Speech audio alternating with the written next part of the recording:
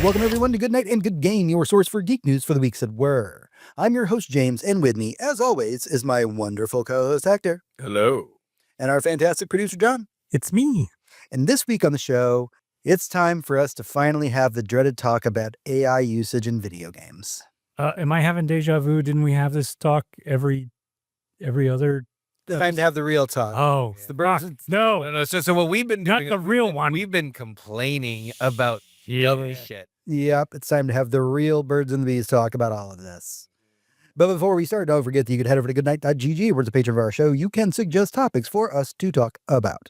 Also, as a patron, you get access to our off-week episodes. We're now into Season 2 of our Tales from the Crypt watch and recap, and it's only $1 to join our Patreon. We are 2 episodes behind in post, and I'm really sorry about that. We are going to get them caught up for all of you very soon. With all that out of the way, it's time to get into the news in the Weekly Raid. The Weekly Raid. All right, welcome to the Weekly Raid. It is time for your roundup of this week's geek news. Kicking things off this week, the Texas Chainsaw Massacre is coming back in a big way. Glenn Powell will be executive producing a new Texas Chainsaw TV series, thanks to A24. It is being written by J.T.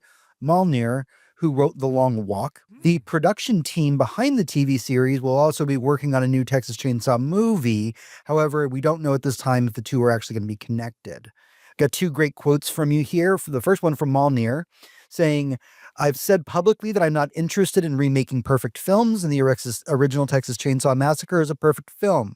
Toby Hooper and Kim Henkel created something bold, transgressive, and truly seminal that holds up today as the gold standard for horror. When the opportunity for a long-form exploration into this world arose, I saw a fresh way in, as well as a way to honor the existing folklore. I can't imagine better partners for this approach than A24. It is truly an honor." To follow that up, Glenn Powell went on to say, quote, "The Texas Chainsaw Massacre is one of my favorite films. It defined a generation of horror films over half a century after its release. It remains one of the definitive movies of my home state. I am honored to have Barnstorm help me bring in a new chapter for such an iconic title and franchise." With a marquee home in A24 and visionary filmmaker with J.T. Malnier, alongside our top shelf producing partners, I couldn't have dreamed of a better team for such a dream property. So a TV show, huh? Yeah. That's interesting. I have to wonder with the longer form if we're not going to get like a Resident Evil 7 style like introduction to these cannibals before we start seeing them eat people, or maybe somewhere interspersed. I don't know what you would do with like Texas Chainsaw Massacre, the first one, the important one, stretched out into a whole show. But I have to say, you have my attention. Very curious, and as long as it's being made by people who love it and they're not trying to turn it into a fucking video game or a 10 series franchise or something like that, then I'm good. You wouldn't want a video game? Well, no, because They did that. It didn't work. they've tried that a few times. Yeah, actually a few times. It never worked. But video games are about agency, and victims of cannibal chainsaw people shouldn't have any agency. One of the things I wanted to go to is this quote here where he says, "I'm not interested in remaking perfect films." Yeah, and I completely agree. That's like that. That's going to stay close to my heart. Yeah. All right. So also in horror remake news, this one blew me away. The 1920 silent classic, The Cabinet of Dr. Caligari, is being remade, called Dr. Caligari's Cabinet of Wonders. It's going to be starring Michael Shannon. Now, if you've never heard of this movie, totally understandable. Again, it's a silent film. Here's a really great summary from Bloody Disgusting. Dr. Caligari is a traveling mesmerist who journeys from town to town with a sleepwalker under his control, leaving a trail of grisly murders in his wake. When a young woman's boyfriend disappears mysteriously, she believes that the enigmatic Caligari is somehow responsible. The problem is that nobody believes her. So Michael Shannon can do anything, and I will show up and just like look around for popcorn. I'd watch him read a phone book. He'd probably be very angry reading the phone book and happy about it. If anyone, you believe it or not, no matter who you are, if you don't know the name Michael Shannon, you've seen him in shit. He's in a lot of shit, and he's excellent in all of it. One of my favorite performances by him is The Shape of Water. Yeah, that's exciting. Yeah, anything he does is exciting. And the premise sounds really great because it seems like one of those old, like way too old to be interesting stories or like, but we last year, not year before last, we got Nosferatu. Yep. Right. And that's an impossibly old movie that was remade with such a wonderful, like, love for the original material that, it made it brand new again. And I hope we see the same. We have Werewolf coming up this year. Yeah, we got Werewolf coming up this We year. have The Bride coming up this year. Yeah. I don't think the show isn't Robert Eggers, right? 'Cause No. if it is, I'm going to invent a time machine and go to the future where I can watch it. Yeah. No. This is just Still, though, like, very, very exciting to see this kind We're in this renaissance of remake horror, and not in the bad way. Like when we say, like, right. for a long time, it's like, oh no, they're gonna remake Ghostbusters or something, and nobody liked this. Now we're talking about, like, we're taking a silent film that maybe 5 people. My mom knows the Cabinet of Dr. Caligari. God, This is like my mom raised me on horror. yeah. And so, like, she was just always like, yeah, this is a fucking great silent film. Like, I sent her the article today when I was reading about it, and she was like, oh my God, they're gonna remake that. Hell yeah. But yes, Mom, why did I turn out the way that I did? But yeah, this is exciting, like taking a 1920s silent classic and remaking it for a modern era. And honestly, I think that it'll be really cool to see what they do with this. I was reading an interesting, I'm getting a side tangent real quick, but I was reading an interesting statistic today that said we lost more movies from early Hollywood, like the early days of Hollywood, than we ever lost, like, books in, like, the Victorian era. Like, we still have those, like, a lot of those books. Yeah, no, film was such it's fucking flammable. Like, very, very flammable. And people didn't use to store it correctly or even care that it was documented. It's kind of the same story for video games. Mm-hmm. Something that I'm very, very obsessed with on just a personal level is I'm really obsessed with London After Midnight, a movie that does not exist because all copies of it were burned. It was Lon Chaney, I believe. And we have the movie poster for it, and we know that it kind of the premise of it, but I think all of the copies of it or whatever went up in a vault fire, and we will just never see London After Midnight. And, like, I want to have that movie poster on my walls just because it's it's such a fascinating thing that we know so much about it, but we just don't have a physical print or even a script or anything of it, I don't think. Yeah. All right, so we're going to jump from movies over to video game news, and I want to start video game news this week because we have a lot of hard things to talk about. I want to start with something really good and something wholesome. So this is obviously our first real air quotes episode since we were talking about last episode about things we were excited for in 2026. What we neglected to talk about because we were talking about things we were excited for was that Awesome Games Done Quick, the speedrunning charity event, happened at the beginning of January. There were some amazing runs this year, by the way. You can catch them all on YouTube. But more importantly, the thing that we just want to talk about here is that Games Done Quick is not just a speedrunning event. It is a speedrunning event for charity. And this year, AGDQ 2026 raised $2.44 million for the Prevent Cancer Foundation. Oh, yeah. Wearing a GDQ shirt right now. You should all support them at the Yeti. Yeah, there's so many things that is amazing about GDQ. It's a very wholesome game showcase. It happens twice a year. So we just got our January one. Usually there's end of July, early August is the second one. Oh yeah, we got SGDQ. Yeah, and they do 2 different causes. I believe the SGDQ is usually the Doctors Without Borders run. Yeah, they do. Okay. Yeah, they do Prevent Cancer in winter, and in summer they do Médecins Sans Frontières or Doctors Without Borders. Just 2 incredible causes that you should feel very good giving your money to. Yeah, and it's just fantastic, and all the runs are hilarious and funny and definitely worth your time. And honestly, I'm not a person who watches speedrunning in my day-to-day life. Like, I don't go on Twitch and watch speedrunning, but every year I watch these 2 events because you are going to watch the best of the best do the most absurd game-breaking things in the world, and it is definitely worth your time. Yeah, and not just to old games, to games that may have just come out. Like, you'll see someone take an Elden Ring game that people are still struggling to beat. And they'll, like, hey, you can beat it in 2 seconds, by the way, just so you know. Or if we put a restraint on ourselves, you can beat it in an hour. Yep. How long did you play it? Oh, 100 hours? Yeah, I understand. Yeah, absolutely. So I'm going to talk about something interesting this week. If you're a longtime listener to the show, you know that we have had a very complex relationship with Overwatch over the years. For those of you, what are you sitting on? You can't see it because my scary stories that tell in the dark blanket's covering it, but I am sitting in an Overwatch chair and in fact have a Torbjorn and a Torbjorn hammer in front of me right now as we are talking. Hector and I have a very complex relationship with the game Overwatch. Oh yeah, been playing since beta. Yeah, been playing since the beginning of it. Hector and I were both involved in the Overwatch League. We worked Overwatch League events. There's a lot of happiness that came from that game. But with Overwatch transitioning over to Overwatch 2, a lot of bad things were going on behind the scenes at Blizzard. Yeah, they got bought by Activision. Bobby Kotick took over. Yeah, and then Bobby Kotick's a horrible human being. He's in the Epstein files. He's in the Epstein files. I was at the BlizzCon where they announced Overwatch. Oh God, I'm so jealous. That was exciting. Yeah, the energy. I heard the energy in the air was really fucking great. Yeah, it was amazing. But yeah, we have a close relationship with it. But when Overwatch 2 hit, there were a lot of bad things that happened. Under Bobby Kotick's rule, the game went downhill very fast. A lot of bad things happened real quick. And a lot of us who were longtime fans, it used to be our game that we would play after work every day. Yeah, that was our afternoon game. It was always Overwatch, and then the game just stagnated. We didn't get new heroes for years. Also, they could develop a PvE thing that never materialized. That's what the 2 was for. Yeah. Well, the 2 was to sell us the game Overwatch again, but this time, don't worry, there's PvE stuff, and it just never materialized, and they completely abandoned it, saying that it was way too ambitious. And you know what? I guess I get it. Yeah. So Overwatch made huge headlines this week with their most recent stream, because this is the 10-year anniversary stream that they were putting up, where they announced the title of the game will actually revert from Overwatch 2 to simply Overwatch.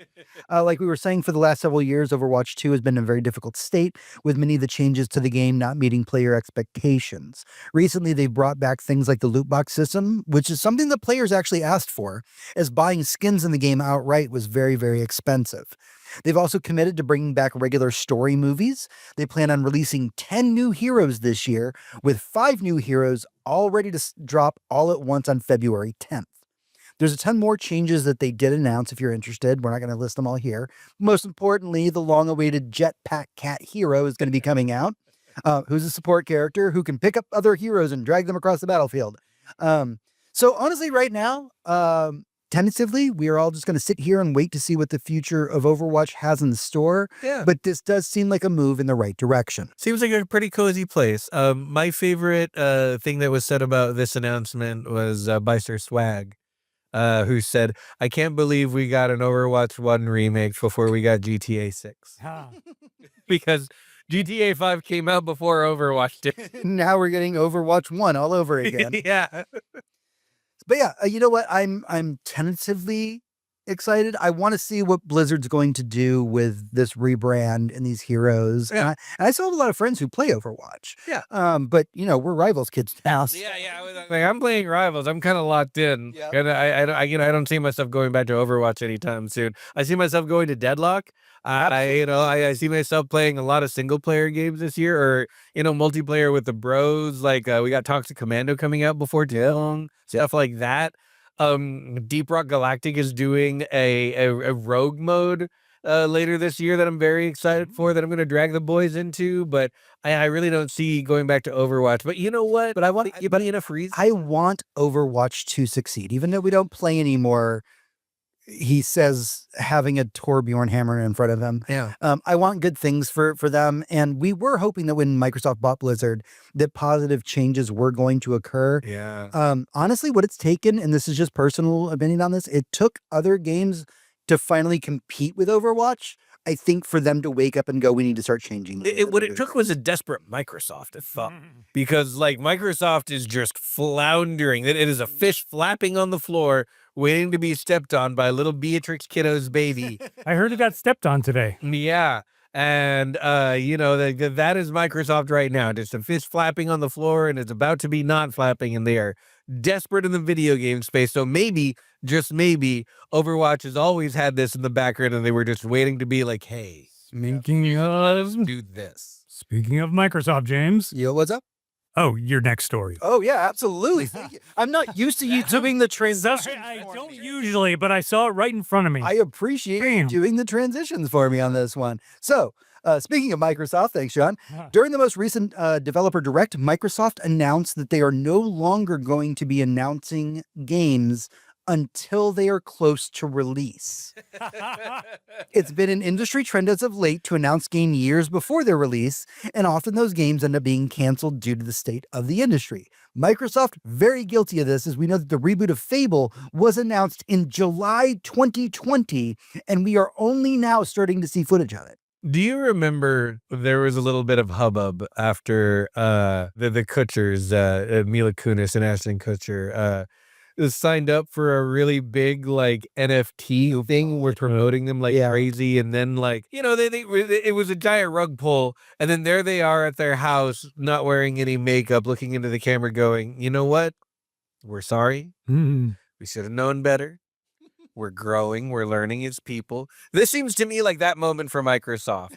They're like, What? our bad. It does seem like We're sorry. it seems like that little tiny 12-year-old kid. Like, I won't ask for my allowance until my chores are actually done. Right. Like these are grown-ups. These are fucking adults. Oh yeah, are you kidding? These are people in charge of huge chunks of the economy. Yeah. Yeah.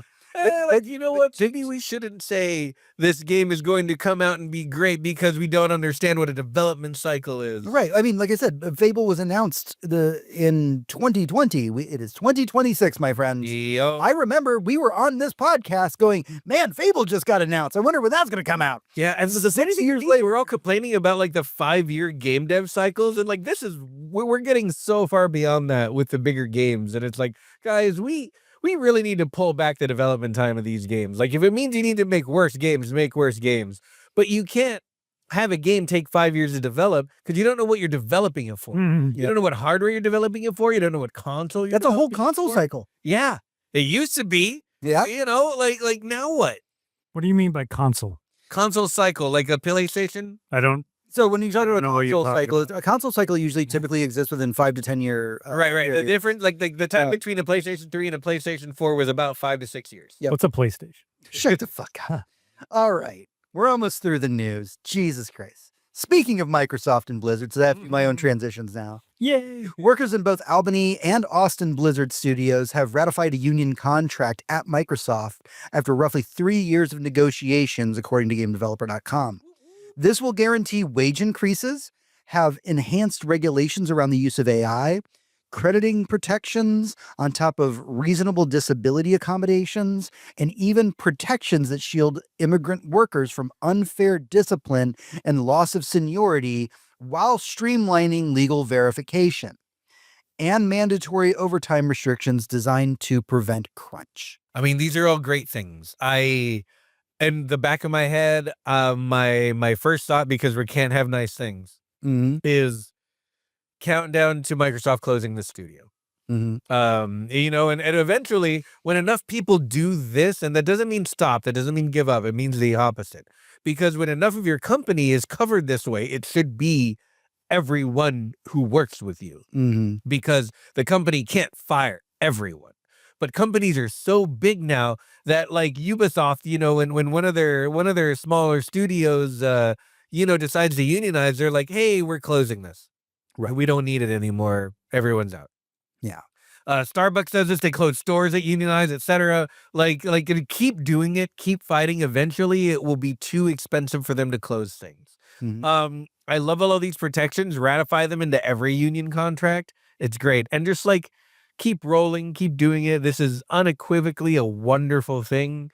It's hard to imagine us winning these days against the capitalist machine, but that doesn't mean we stop fighting. Yeah, absolutely. And I want to talk just really, really briefly about a couple of these points. We don't know what the enhanced regulations against the use of AI really means. Crediting protections does make sense. That makes sure that you are credited for all the things that you've done. Oh, yeah. Disability accommodations, obviously that makes a lot of sense. But I like the comment that there are protections that shield immigrant workers from unfair discipline and loss of seniority while streamlining legal verification.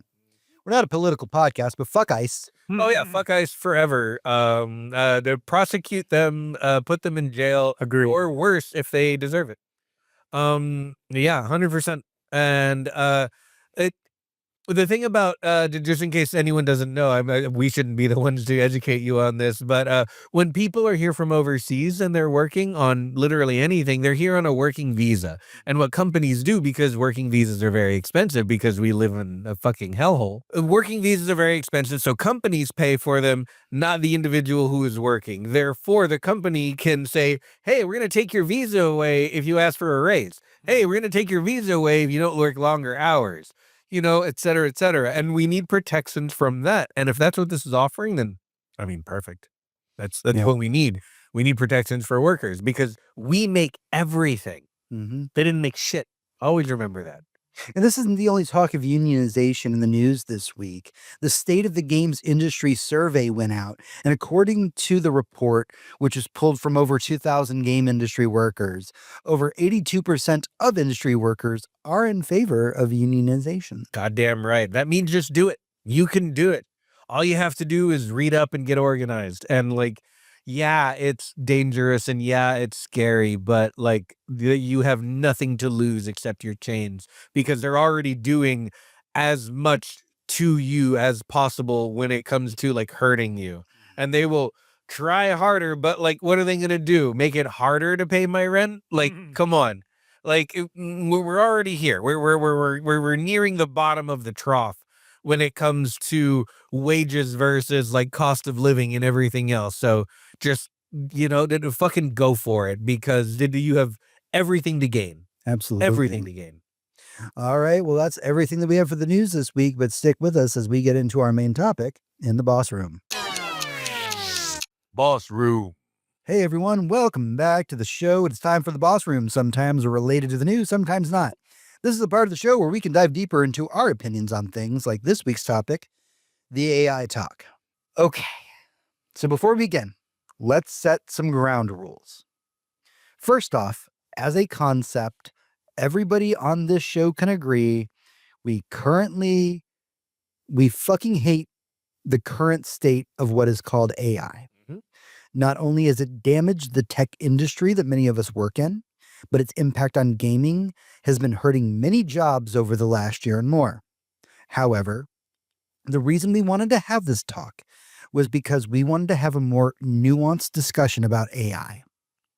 That being said, we do not work in the games industry and are pulling best we can from credible sources for some of the information that we will be talking about here. During this talk, we will specifically be talking about the use of AI in game development and not things like the global impact of generative AI's impact on the environment, which we all know is fucking horrible and warrants its own discussion. We know that AI is currently being used in game development. Recently, one of the game of the year 2025, Expedition 33, came under fire when it was found out that it had used generative AI in the development of their game. No AI assets were supposed to be included in the final product, and an in-game asset poster was found, but also promptly patched out after the game's release. On top of that, the head of Larian Studios said a couple months back that they would use AI tools to help the development of their games, but no AI would be used in the actual games themselves. The backlash from this was swift, and the internet called for the boycott of the Baldur's Gate 3 developer. So, let's have a talk about this. Right. And first off, if you're not familiar with generative AI, good for you. Often these programs, much like the horrible Grok AI generator, pull from art that real people have made to regurgitate art of its own. And I want to emphasize that I use the word art lightly. AI is not solely used to create the art side of game development. Often, AI tools can be used to help with things like code and as well as aid in other parts of game development. It also helps in ideation. It also helps you write an email to your supervisor. Right? However, there are products like the recently released Google Project Genie that say that they can generate whole games. Now, this is something that has been debunked as soon as the prototype came out. But because of this, the American stock market was hit hard recently as investors started pulling out of game companies, thinking that the games in the future will just be created out of thin air using AI, costing companies millions as well as losing workforce in the process. That being said, AI is a tool that is being used across the industry, just not in the way that people assume it is. So let's sit down and let's talk about this. Yeah, so just to start off the conversation with what AI, and I'm using air quotes for our radio listeners, it's certainly not artificial intelligence. When I think of an artificial intelligence, I think of, and yes, I am very, very old. I think of Rosie from the Jetsons. She's literally the family's robot maid. She has a personality. She has wants and needs. You couldn't even go Data from Next Gen. No. Further back. We're going all the way. All right. This is a living conscious being that needs things and wants things and does things for you because that's what it's hired to do or paid to do. I mean, Rosie's a slave. Data, it gets to be an autonomous being living in the Federation, and that's wonderful for him. But everything is wonderful for everyone in Star Trek. That's what Star Trek is about. That's not what we have. The thing that writes your emails for you, the thing that claims to make games, the thing that generates art, air quotes, for you. It's an internet trawler. And by trawler, I mean, have you ever seen the videos of what those nets that they cast into the ocean that scrape the ocean floor, that like ruin, destroy all the coral reefs and like catch a bunch of fish and like things that they don't want, like stingrays and squids and stuff, just so they can get like one species of fish to sell to you for too much at the supermarket, while like literally just destroying the ocean to do? That's what this air quotes AI is. It's a trawler. It scrapes the internet based on what you asked for and gives you only what you asked for as best it can see fit. That leads me to the topic about Genie. Genie, that was showed them say something like, hey, and they specifically tried to protect against this, and it does it anyway. Hey, can you make me like a Kingdom Hearts, but like ultra realistic graphics, where I play as Mickey? And then you see it. And then there's Mickey. And granted, and please understand while I'm describing this to you, this is happening at a very low frame rate. And this is happening, with very, very high input lag. But you can walk around as Mickey in a 3D environment. And everyone says, see, video game, right there. That's not what that is. I just need to be very clear right now that video games are determinative systems with rules. That's what a game is. This is why several months ago, when everyone remembers me flying off the handle about that fucking movie thing, it's not a video game. It's not what a game is. It's an interactive movie or a predictive frame generator. And that's what Genie is doing. It's giving you the option to push left, right, forward, or back and predicting what frame it needs to generate when you press those keys and then showing it to you very slowly. If you press jump, it takes an amalgamation of what every jump it's ever seen done on the internet, probably from every speed run they've ever had on Twitch, and says, this is what a jump looks like. And it's still janky and it's still shitty and it's still not a video game because it doesn't tell you anything about the world and it doesn't do anything about the world. It's not predictive and it's not determinative. All it does is try and predict what it should show you next. Again, not a video game. It's not a replacement for anything, and it doesn't help game developers do anything.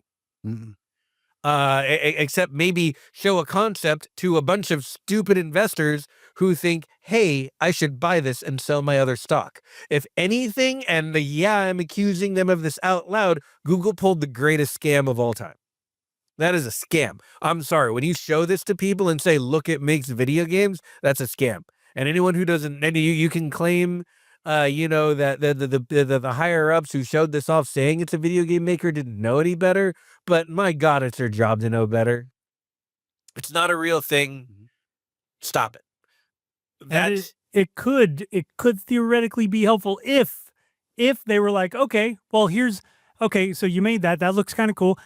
Provide me all the assets and layers and source material so that I can play with it later. Like when I get, some work done for me in Photoshop or Premiere or whatever, I'm like, okay, that looks cool. I'm going to tweak it now myself. Hand me all your stuff. They can't do that because all their stuff is stolen shit. Yeah, and not only that, but it doesn't do anything. Again, like let's say you say, generate me a Super Mario, and you're like, okay, you can walk left, right, forward, and back. Great. Okay, what happens when you want to jump into a block? Is the block going to spit out a coin, a mushroom, A fire flower? Mhm. A tanuki suit? How do you ask Gemini to do that? Could it do that? Could it No, it can't do any of that. It can't decide what happens next. If you tell it, I want to be able to kick a ball, you can't tell it, I need 3 different ways to kick that ball at 3 different velocities, and the ball needs to have certain properties based on what surface it's on. It doesn't do any of that. It's not a way to simulate an action in a predictable form. It's just a way to try and generate frames to fool you into thinking you're looking at something that you're not. I've got a quote here from you from Take-Two president Karl Slatoff, who said that tools like Genie cannot and should not be compared to traditional game engines. Genie is in its early iteration at this point, and trying to make a comparison to a game engine is just really, they're not in the same ballpark. Yeah, Genie is not a game engine. So with the Genie out of the box and that part covered, because that did really fucking rock the games industry this week when a bunch of stocks dropped. EA, Microsoft, Activision, everyone got hit pretty hard when it's like, hey, let's drop all of our stock and invest in Gemini, the future of gaming. No, sorry, you guys got had. Now we need, and the reason I wanted to have this discussion, I've been very, very nervous about having this discussion on this podcast for a while, because while we all agree across this podcast, fuck AI, this is a thing that exists. And now what we need to do is try and have a nuanced discussion about it. And here's the problem, is that we have situations where this AI generated art asset popped up in Expedition 33, immediately patched out. It was never meant to be in the game in the first place. It was something they used as a development tool because the fucking group of people who made it were like just over 30 people, and they needed it to help speed up their development. We have people like the Larian Studios, the people behind Baldur's Gate 3 going, this is a tool. We'll never put AI things into our games, but it would help us speed up development a little bit if we can just use some of these AI tools to just figure out on the conceptual level, how we want to work some of these things out. And the moment that happened, the people behind Baldur's Gate fucking 3, Larian Studios, the studio that everybody has loved, adored, praised, worshipped for years, decades now, immediately had people turn on them with pitchforks and torches. Yeah. And that's the next point that I really, really want to talk about, because Expedition 33 is kind of a miracle of a game. And that's not just, I'm not even talking about its quality, which is exceptional. I am talking about the circumstances with which it came together, the fact that they were able to make something so great that resonated with so many people, that was so meaningful to so many people, and to have people come out of the woodwork to condemn it because a word got attached to it. Same with Larian, whose biggest crime was the boss saying, like, no, it's a tool. Sometimes we use tools. And then condemning like all of their future projects as AI slop. Like, this is, let me talk about who we don't want to be. And we don't want to be the people who we make fun of. And all I could think of when I saw these reactions was the word woke. And when you think about the way that the right wing of the American political spectrum decided to demonize a word and attach it to anything they wanted to attack at any point, and say like, oh, if this has this in it, if this class has woke in it, then we need to ban this class.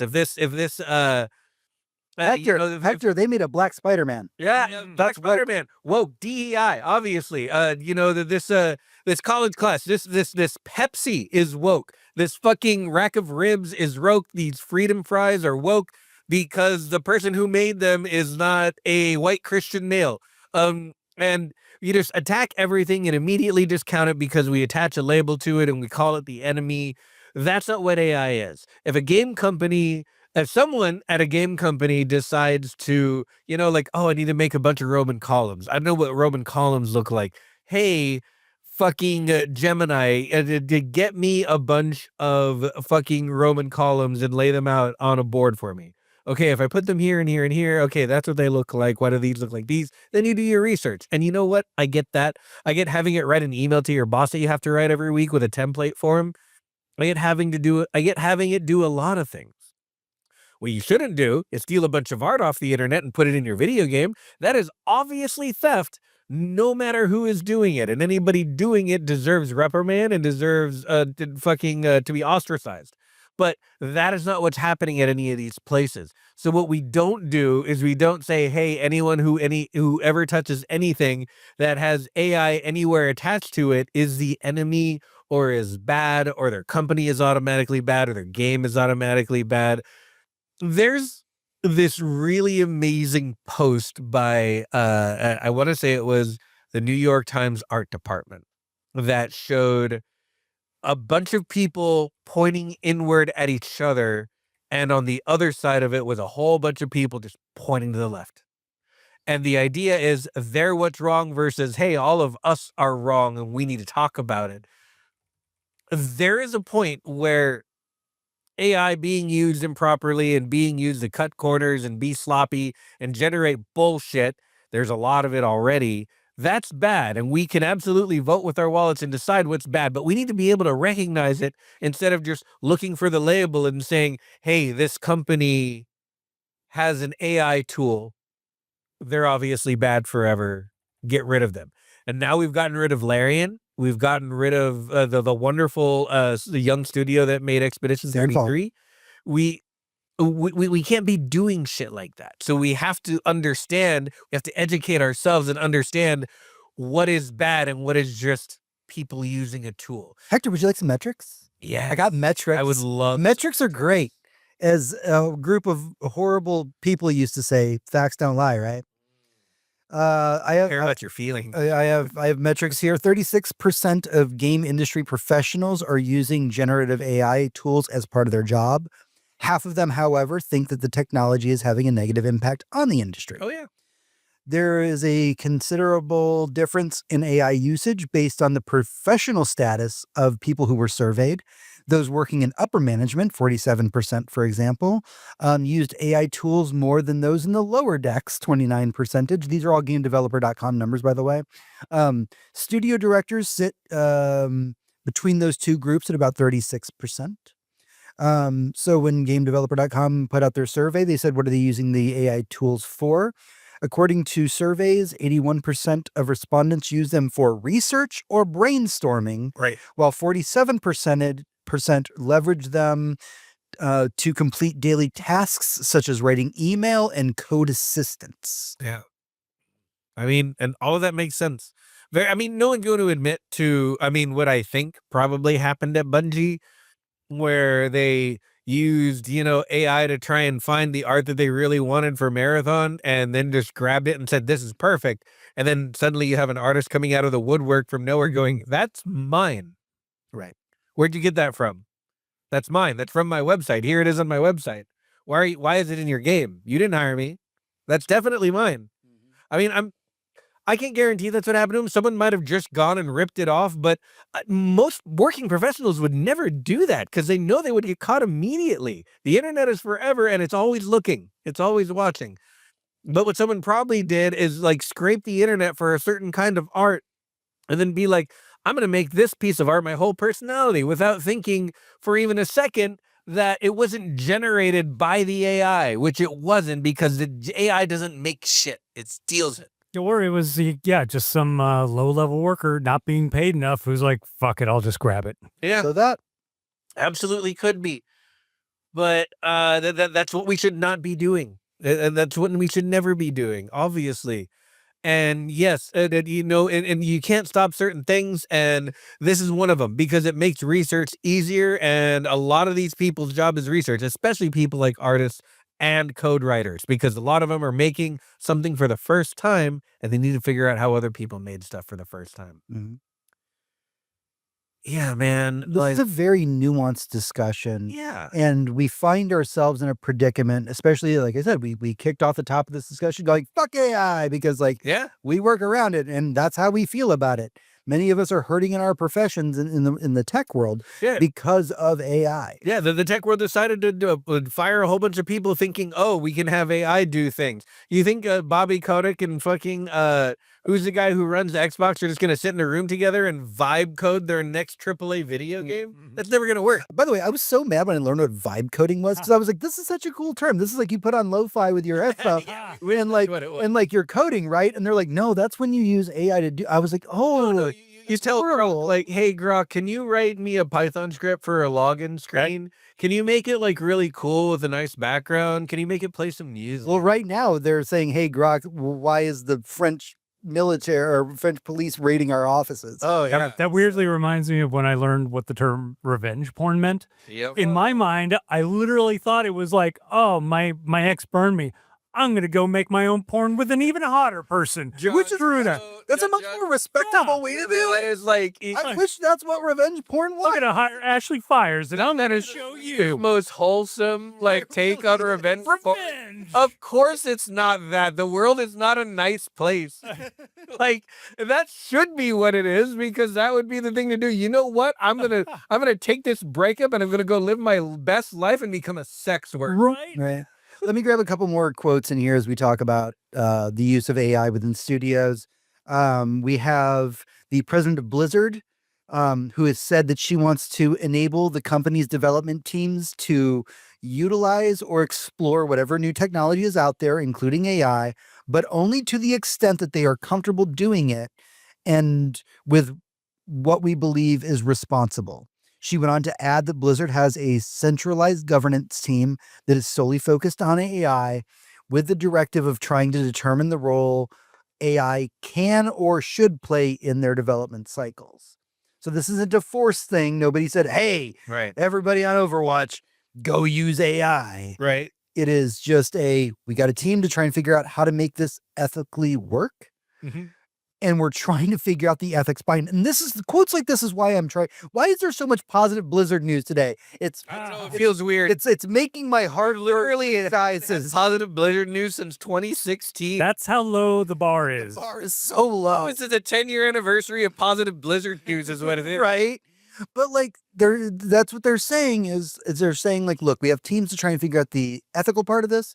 We are not telling everybody to use AI. You can choose to or not choose to. Basically, we're all in this together. And I know not every team is like this. We cannot speak to every game studio. I obviously can't pull quotes from every game studio. But that quote is why I'm trying to dive into the nuance of AI and game creation, because it's and like I said at the top of this discussion, I was scared to have this talk because the moment you say the words AI, you've got people on either side who are just like, we're ready to fucking burn your podcast to the ground. Yeah. Or, thanks for talking about AI. Let me sell you all the AI slop that I have. I'm just waiting for someone to call me a shill so I can turn my pockets out and be like, no one paid me fucking shit. Bro, we make no money off of this show. We are broke. Please fucking sponsor. Please send us money if you want us to say horrible things for you. We'll do it. Interesting point, though, about those two sides.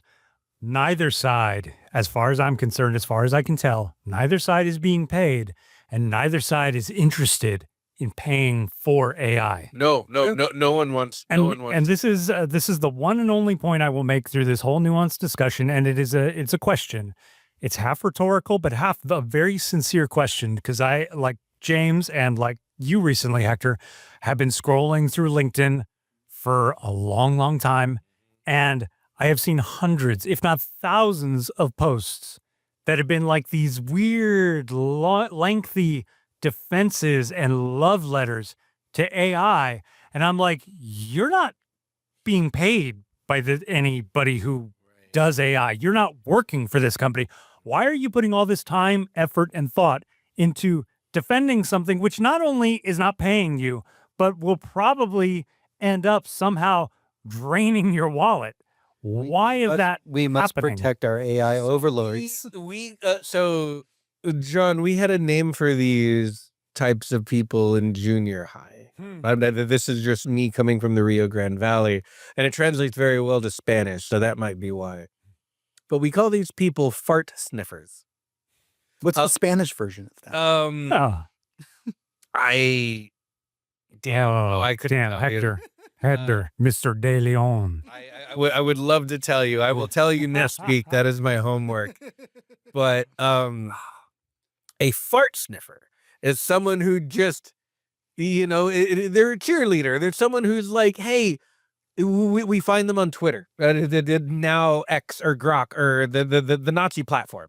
This is the one where there are people, whole groups of people who will just sit around and wait for Elon Musk to post so they can be like, fuck yeah, I agree. Big thumbs up, etc. And a bunch of those are bots, don't get me wrong, but some of them are real people. And what do they earn from this? Nothing. Are they paid? Absolutely not. Do they work for Elon Musk? No. What do? They pay $8 a month for fucking Twitter. Mm-hmm. That's what they do. They lose money doing this. Why? Because they're waiting for it to trickle down. And if there's anything every American should know, is it doesn't fucking trickle down. Ever. So that's what's happening. I guarantee on LinkedIn, unless they're bots, and it's one or the other. But yeah, it's just fart sniffing. It's hoping to be on the payroll of a billionaire someday. Maybe you'll get their attention by being a fucking sycophant. And you won't. It never happens. Or else we would write stories about the success of the sycophant. We don't. We all call them fart sniffers. Because that's what they do and that's who they are.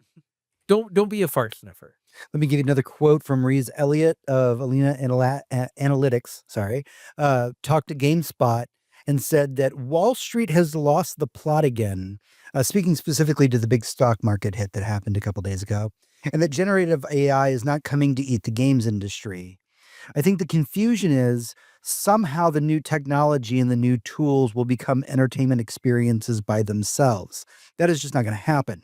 Tools are not entertainment experiences.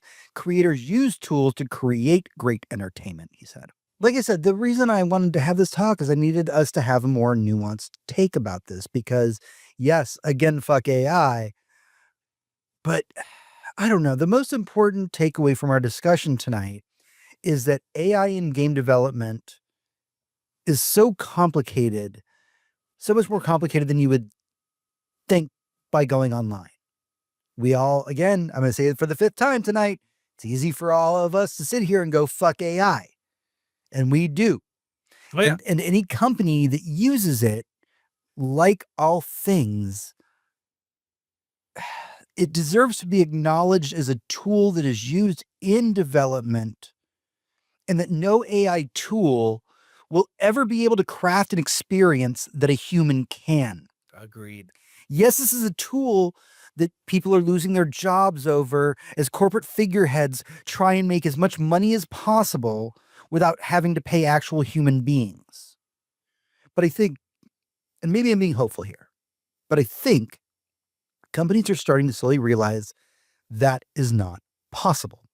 And that's the reason I wanted to talk about this tonight, because we have to have real intellectual discussions about this tool that already exists and how it could and should be used going forward. I hate to break it to everybody out there, but Pandora's box is already open. Yeah. We've already ruined Google. Now we have to deal with the repercussions of it being open. And we can't do that by taking great studios like Sandfall and Larian, and the moment that we realized they used AI to generate a fart so that they knew what the fart smelled and looked like, but never put that fart in the game, but go, no, you're bad because you used something to generate the fart based on the farts of 500,000 people. Yeah, boycott, don't buy, et cetera, even though that's like, look, if you want to boycott something big, boycott something that's going to matter. Fucking boycott the government. I don't fucking know, man. Like you're gonna aim your boycott at an indie studio that's just making something that's obviously very heartfelt. Please pay attention to what you're doing when you are hating. Don't get me wrong. I'll never tell you not to be a hater. I as a notorious hater of several things, but please have good aim. Right. That's all I ask. James, lift the seat. James, you did give me one more question, which is absolutely because you said obviously we can't put the genie back in, and I'm right now immediately thinking about like nuclear power. You know, it was going to be everywhere. Literally, they were going to have small reactors in homes and neighborhoods and all that. Didn't happen. In fact, it's slowly been peeled back. And maybe that's a huge mistake. There is a whole environmentally. video We game franchise and TV franchise Yeah, about why that is bad. We can have a debate, but my question is it complete? It might be out of the box. We can't put it back in, but does it have to be as big as it is, in the sense that if they find out, when they're about to find out any minute now, that nobody wants to pay for it, especially the people who are loving it. And so they're not going to be able to build as many servers as fast, and it won't do the things they're promising it can do. And it may never do that. And they're eventually going to kind of scale back and be like, oh yeah, that little AI notification, that was costing us too much money. So I love that you're right. I love that you brought this up, John, because in the boss room, so when we do our news segment, it's the hour, we always make sure that our news segments are facts. They are not like us sitting here theorizing about anything, but the boss room is a place where we can speculate and talk a little bit more about our thoughts and feelings about things in the various industries that we discuss. To your point, one of the words that I keep emphasizing as we are having this discussion about AI is that AI is a tool. And when I say AI is a tool, I mean AI is a tool the way that Photoshop is a tool. The way that, like, you know, coding plugins are tools. Right now, the big AI bubble that's being created, and the reason people are pouring money into it, is because they're assuming that we can get rid of humans to do things like make a movie or make a video game or make a fucking porno or whatever. People are going to have to start realizing really quick that those are not things that Adobe Acrobat does on its own. Right. We already tried to make fucking AI TikTok, and it's a fucking disaster. We've seen what's coming out of, you know, X right now, the truly disgusting things that are coming out of the image generation. Oh yeah, somehow it's accidentally it's making child pornography. I don't by accident. Think about what we've created. Big air quotes. The reason that we have to have this talk, and I keep using the word nuance, but we need to have a nuanced discussion about this, is that I do not think that this tool that we are calling AI, that has nothing to do with about intelligence whatsoever, is going to be going away. It's time for us to realize that, like, the shitty part of this is that we got to let this bubble burst, and we need people to realize you can never replicate the human experience, the human condition. Things that are just generated purely by computer will have no feeling. That art will have no feeling. It will have no soul.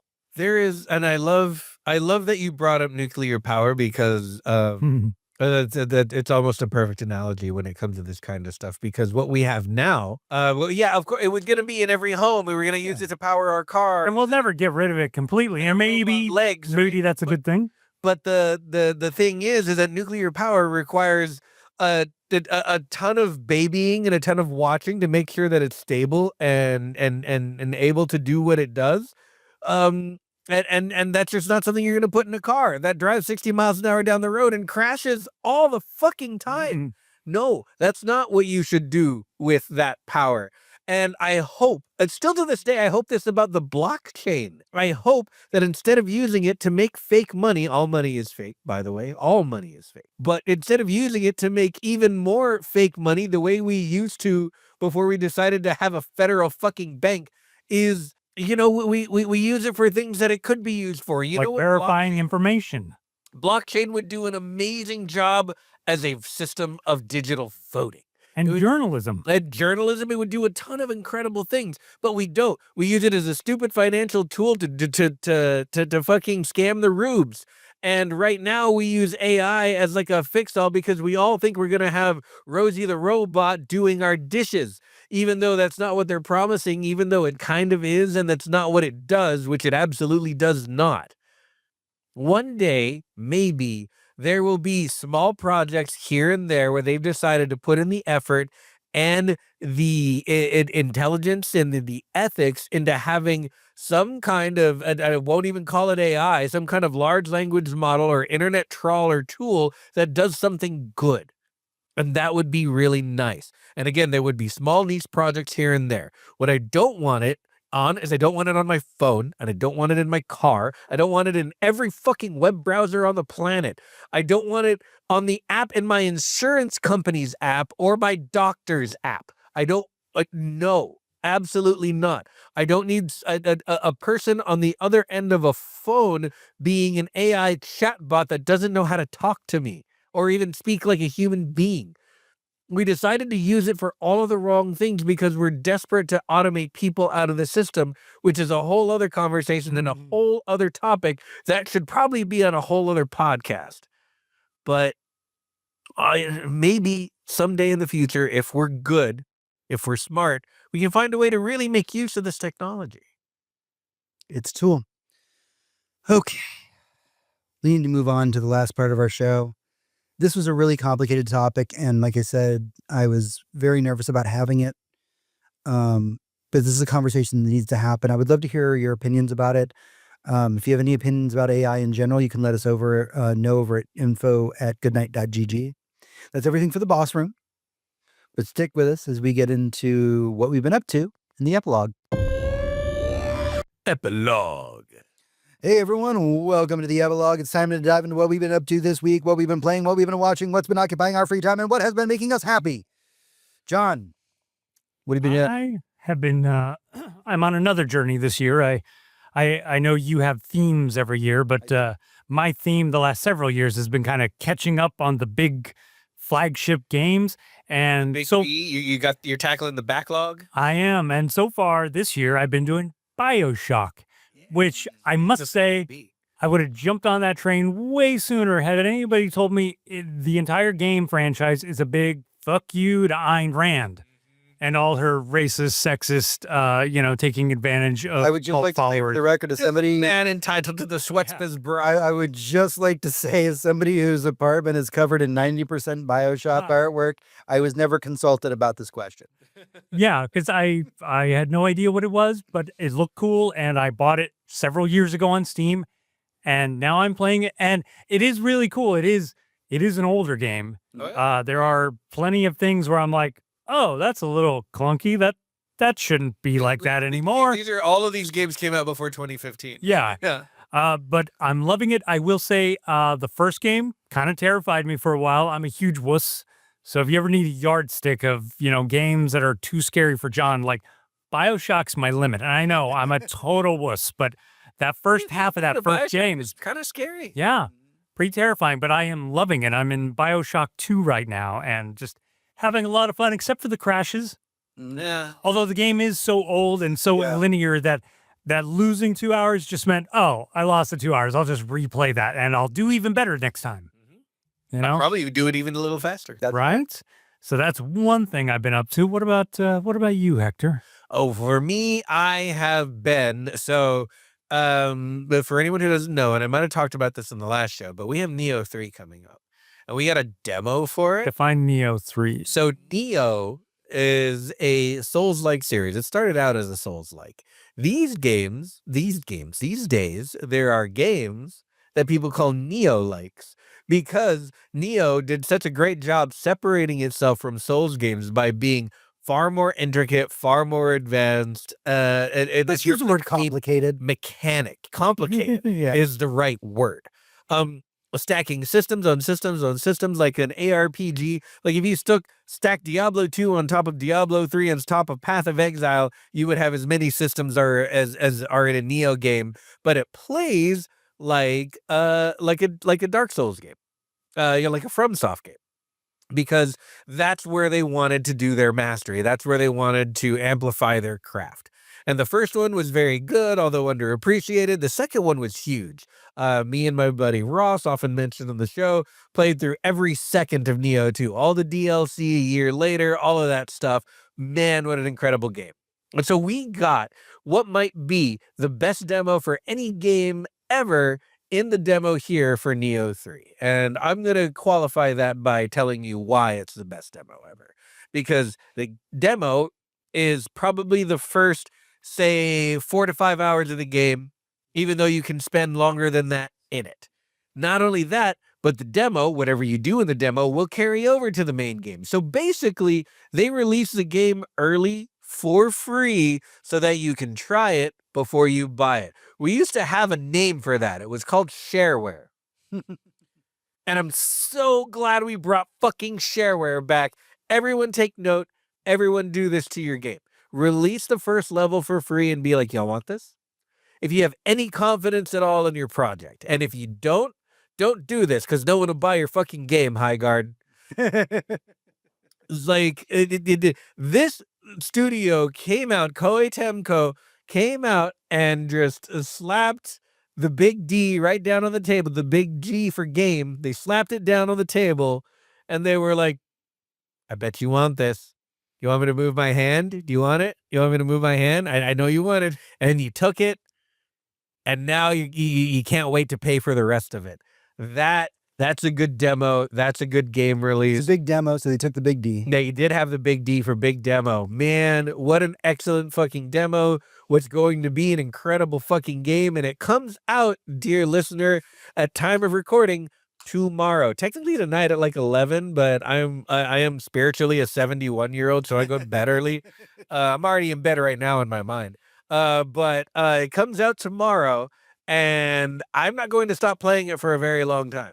Which is it, if you don't mind? Well, it's a normal price game. It's going to be $70 no matter where you buy it. If there's a edition that'll come with all the DLC that comes out, that's like 100. That it's all that bullshit. Fair. But the demo is free, and I've heard people put 30 hours into that demo. Mm-hmm. So, you can decide your own level of how you want to engage with a product like that. I'm sure it'll be on sale in a year when the DLC is coming out. But for me, I was expecting a Fight Club quote. Yeah. Speaking of DLC. level of engagement, I've never played the Neo series before. I've heard a lot about it. I've heard a lot of like very serious discussion about it. It's like, oh, well, if you think you're hardcore because you play Souls games, there's a game more hardcore than Souls games. Oh yeah. And like everybody whispers about like with Neo about this reverence, like it's so much harder than a Souls game. It will actually shoot your dog in the face if you don't succeed in it. And I'm like, well, I don't. And that's not a test where the chamber's empty. I don't like that. Like I love my dog. But I'm gonna tell you about this because Neo is a maximum 3-player game. Yeah, it's got co-op. It's got co-op, and so I got to hop into Neo. And you got to understand that Ross and Hector talk about this game with that reference. They're just like, if you don't play the game right, it will fuck you in the ass. And I was like, well, I don't know. I have prostate issues. I don't know if I want to be fucked in the ass. And they're like, you have to deal with that when you're playing Neo. Yeah, you just gotta, just accept the polyps. And I got to tell you, I played the demo with them, and the two of them were all in Discord together, and they're having the most serious talk. They're just like, all right, I just looked up a guide online for Neo 3. It says these are the things that we got to do. We got these 2 stances. We got to change these things. We need these armor sets. We need to do this. And I got to tell you, ladies and gentlemen, I am a Deadpool walking through this world. My arms are flailing at their side, and I'm just like, I'm happy to be here, guys. And you know what? Didn't affect my experience whatsoever. I'm sure at some point I'll get more serious about it, but I'm running with 2 people that care about this game like they are protecting the Western Front. And I'm just behind them with my dick out being like, hey guys, I'm happy to be here. I hope I can contribute.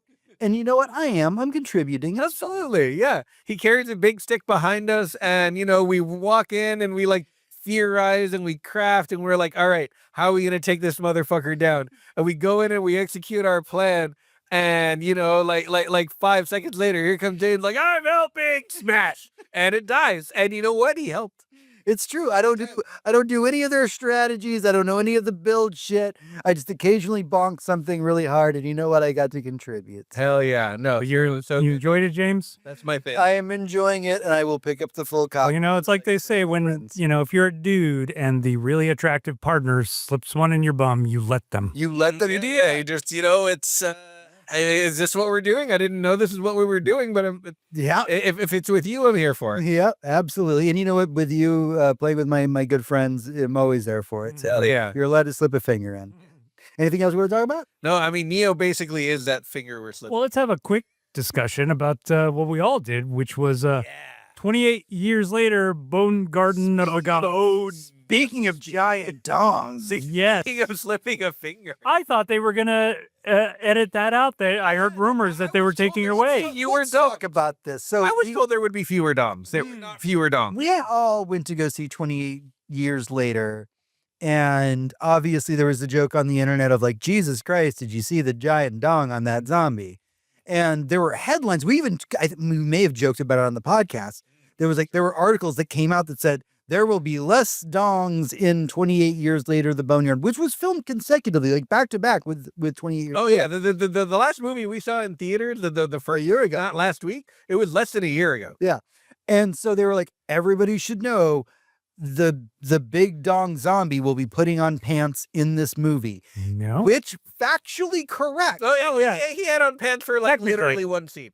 But I will tell you, if you're a fan of dongs, Oh yeah, this movie, fucking dongs. it's Dongs got out. dongs, it's got Good. gore. But I'm saying good It's got- because we have less dong representation in Hollywood. And I don't even like dongs other than my own. Not HBO, though. HBO has plenty of dongs. I'm saying we need more dong representation in Hollywood. True. We got a lot of that.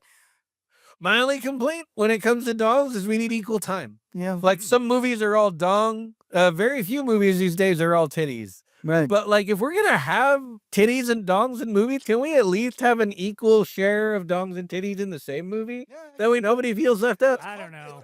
I hate to break this to you, Hector, but it's called porn. Oh no! See, that's too much. I don't. I think this is making up for lost. to the movies.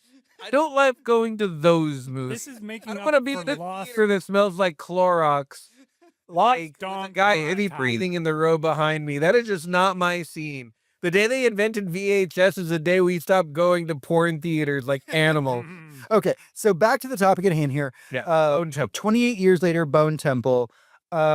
I have a lot of highly respect. I don't watch a lot of people who do the kind of content that we make here, but I do have a lot of horror creators that I follow. And many of them were like, hey, by the way, y'all, it's better than 28 years later. And I'm like, man, that bar is really high. Yeah. And then I went and saw 28 years later, Bone Temple, and I went, we just Empire Strikes Back this fucking Yes. movie. Hell yes. No, seriously, I can't wait for sincerely. the next one. For me, right now, at this point, it goes 28 days later. Yep. 28 years later, The Bone Temple Yep. #2. Agreed. 28 weeks later, and then bottom of the list, although it's still great, is the last 28 years later. Yeah. Agreed. I would swap 28 years later with 28 weeks later. And I need you to understand that margin is like my Fair. cat's butt hair level of thin. Fair. I will not argue with anyone's order of those as long as the original is up top. But like they're all so good. They are amazing. And Wonderful movies. And what I loved about this one, and I told you guys, but I honestly, I want to believe that the writing behind this was influenced by people who owned like strays or like, like cats that weren't supposed to be house cats or something, because the zombie relationship in it, which when I saw like hints of the trailer, I kind of was like, don't humanize them. Don't make them. I don't want to do any spoilers here. Oh, no I spoilers. will say a problem that the zombie genre has is always been the question, what comes next? Yeah, where do we go from here? Where do we go from here? And even The Walking Dead had this problem where it kept going and going and going, and you're just like, okay, so they rot more. Eventually, you get whatever the movie was with Nicholas Hoult, where they're my zombie boyfriend. See, that was great. I Yeah. fucking love that movie. Yeah, no. I'm not saying it's a bad movie. I'm just saying, like, we ran out of things to do with zombies. Yeah, most people just assume they're gonna rot forever until they die, and the series goes, but wait, what if there's more to that? Right. Yeah. Like, what if they're reproducing? Right. Is there anything else that anybody wants to hit on as far as with it? No, that's basically me. I want to talk a little bit about what I've seen with Wonder Man, but I have a feeling that's going to be next episode. I want to talk about that. Yeah, I just briefly want to mention, I did watch all of Wonder Man. All of you should be watching Wonder Man. I'm going to make my friends watch Wonder Man with me. Yeah, John, you should watch Wonder Man. We will do that. Where is Wonder Man? It's on the Plex server. It's also on Disney Plus. Copy that. But Wonder Man is a fantastic Marvel series, one of the best things that Marvel has ever created. It does not require anything other than if you've seen Iron Man 3 and Shang-Chi, you are good to go for Wonder Man. As far as like Marvel lore, but You don't even really need it, but like it does help. Wonder Man is a series about a struggling actor who is trying to make it in Hollywood. I need to tell you right now, this is a Marvel show that is barely a superhero show at all. barely any superhero stuff at all. Barely. It is so tiny. Oh yeah. So homework for our next podcast, fucking Wonder Man. Yeah, It's watch Wonder Man. so good. And I'll give you extra credit if you can possibly track it down. Vin Diesel's first ever short film, Multifacial, again, about a struggling multicultural actor. And it's very poignant, very brilliant. And it's the reason Spielberg put him in Saving Private Ryan. Very nice. The only other thing that I want to talk about and from my side of things before we wrap the show up this week is that for those of you who've been listening to the podcast know that every year I pick a theme for playing video games. And this isn't the only type of game that I play. Obviously, I play new releases and all this stuff, but it's when I pick a theme every year, it's more about filling the gaps when I'm looking at our backlog. Specifically, our backlog is we have a Steam family list. So we have like 3,000 games to pick from. It's like 9,000 there. So my theme this year was games that I said that I would never play. I began this year by playing Mass Effect, a game where I have tried to start at least twice and have fucking hated it. And then you played it and you hated it. And then I played it and I finished it and spoilers, I fucking hated it. The first Mass Effect is atrocious, and I won't get into all of the reasons why, but I'm going to tell you it sucks. But did you play it in 4K Ultra? I fucking played it on my fucking PlayStation Portal while I watched other things, because God, fuck that game. But the reason I point this out is I started Mass Effect 2. And I got to tell you, all of you, because there's a handful of you out there on the internet who said, stick with it, play Mass Effect 2. And I'm playing it. And you know what? Y'all are right. I am playing Mass Effect 2 right now. I am not only having a great time, it almost makes up for how atrocious the first one is, although I don't think that it can. But I'm glad that I played the first one because I made decisions in the first one that are happening in the second one. And I'm like, man, that was really cool that I banged that blue alien chick and now she's like an evil overlord of a city. Yeah, so it's Shadow Broker. That's great. I love that. Yeah, it's a whole thing. And so you know what? Y'all were right. I can see why people are like, oh, Mass Effect's pretty good. I just had to fucking get through that atrocious first game. Like, honestly, the best thing that they could ever do is remake that first one using the second one's engine and experience levels and everything. Yeah. That would fix the trilogy. Were you doing plenty of harvesting and landing on moons and gathering crap? I don't remember. Yeah, there was.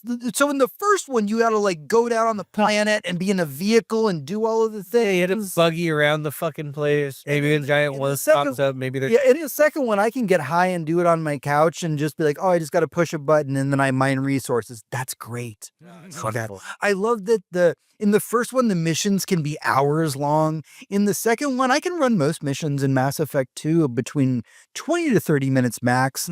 And like, considering the fact I'm playing it on my PlayStation Portal, it feels like a great small experience I can just enjoy.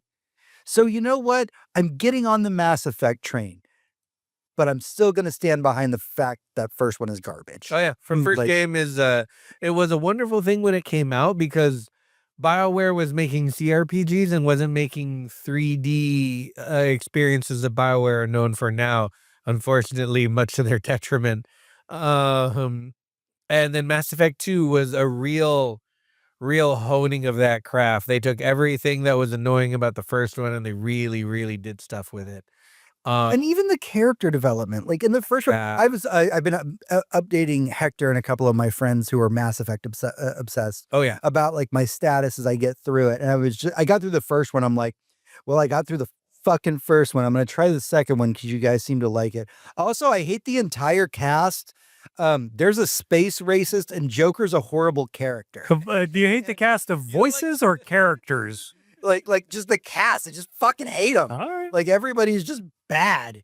And then like I get into the second one, and like Joker, who's played by what is it? I keep wanting to call him Tom Green, but I know his name's Seth. No, yeah, it's the guy who does Robot Chicken. Seth Green. Yes. And like he's a more interesting character in the site. In the first one, he's just like pity me because I can't leave this chair. And I'm like, okay, I get it. Like it's very upsetting, but like all you're doing is being angry to me. Why do I like you? And then I've all my friends were like, Joker's such a good character. And I'm like, really? Because fuck that guy. Yeah. In the second one, he's fleshed out. Yeah, Joker's a character in the second game. He's not just upset. Yeah. And so and then like I'm getting into the second one. And in the first game, towards the end of the game, I became a little bit connected to some of the characters.